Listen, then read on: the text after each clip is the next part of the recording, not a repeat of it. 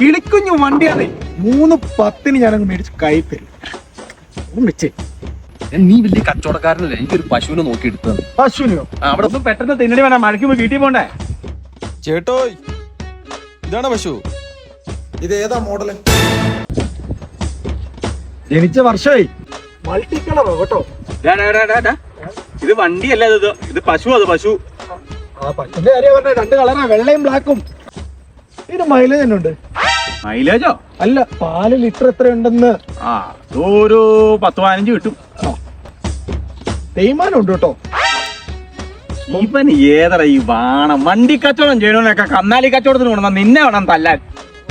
തട്ടോ മുട്ടോ വല്ലതും ഉണ്ടോ ചേട്ടാ? അത് കഴിഞ്ഞ ദിവസം ചവിട്ടിച്ചാർന്നു.